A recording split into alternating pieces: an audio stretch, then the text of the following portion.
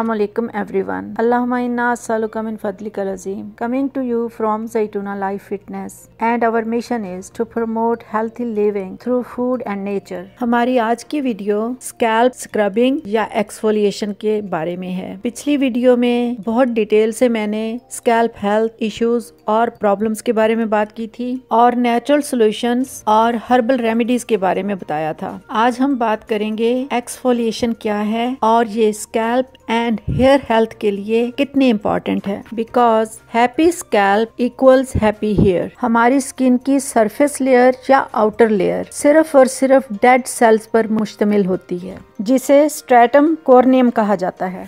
आप इसका नोटिस और फील करें या ना करें, लेकिन हमारी बॉडी कॉन्स्टेंटली ये डेड स्किन सेल्स को शेड करती रहती है। ये एक नेचुरल मैकेनिज्म है और न्यू स्किन सेल्स उन डेड सेल्स को रिप्लेस करते रहते हैं। ऑन एन एवरेज हमारी body 30,000 dead cells after every minute lose करती है। Sometimes dead cells do not shed completely और इसकी वजह उन डेड सेल्स में मौजूद एक ग्लू लाइक सब्सटेंस है, जिसकी वजह से वो स्किन के साथ जुड़ जाते हैं और एक स्टिकी सी लेयर बना लेते हैं। ये डेड स्किन लेयर और दूसरे एनवायरमेंटल पोल्यूटेंट्स और debris from here care products सब मिलकर हेयर फॉलिकल को क्लॉग कर देते हैं, जिससे ना सिर्फ आपके बाल लाइफलेस नजर आते हैं बल्कि दूसरी स्कैल्प प्रॉब्लम्स भी डेवलप हो जाती हैं, जैसे dandruff, irritation, hair thinning and hair inflammation. That is where scalp exfoliation comes in. एक क्लीनर,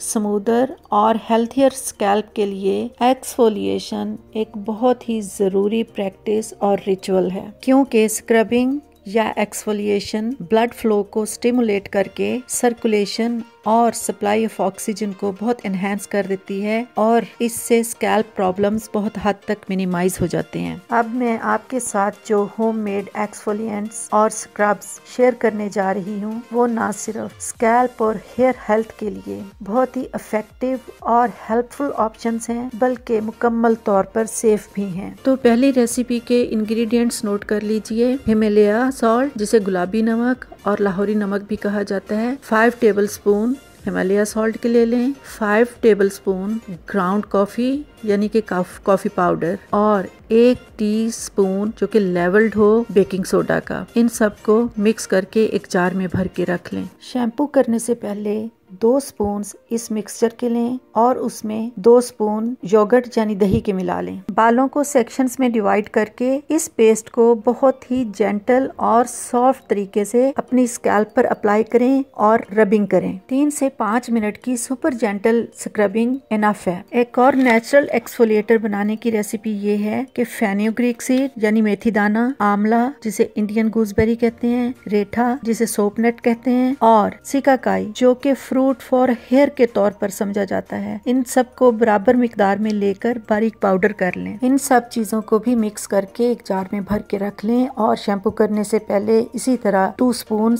मिक्सचर के लें और उसको योगर्ट में मिक्स करके अपने स्कैल्प का मसाज करें और स्क्रब करें। इन नेचुरल इंग्रेडिएंट्स का माइक्रोबीड और granny structure dead skin sales और जंक को रिमूव करके हेयर फॉलिकल्स को ओपन अप कर देता है, जिससे स्कैल्प की ब्रीदिंग बहुत अच्छी हो जाती है और ऑक्सीजनेशन लेवल बढ़ जाता है। स्किन और स्कैल्प के सारे इश्यूज क्लॉग्ड पोर्स और इसी जंक एक्यूमुलेशन की वजह से ही होते हैं, जैसे dandruff, dry skin, oily hair, inflamed और इरिटेटेड स्कैल्प और हेयर ब्रेकेज और हेयर फ्रेजाइलिटी। योगर्ट और दूध में पाया जाने वाला लैक्टिक एसिड नेचुरली एक्सफोलिएशन करता है, बल्कि हाइड्रेशन भी करता है और तमाम कमर्शियल और ब्यूटी प्रोडक्ट्स में ये एक नहायत ही इम्पोर्टेंट इंग्रेडिएंट है। आप में से बहुत सारे लोग इस चीज से वाकिफ होंगे कि हमारी grandmother generation hair wash के तौर पर योगर्ट या लस्सी का इस्तेमाल करती थी, यानी वो इसी से सर धोया करती थी और यही उनकी हेयर हेल्थ का सीक्रेट था। और 1 लाइनर टिप ये है कि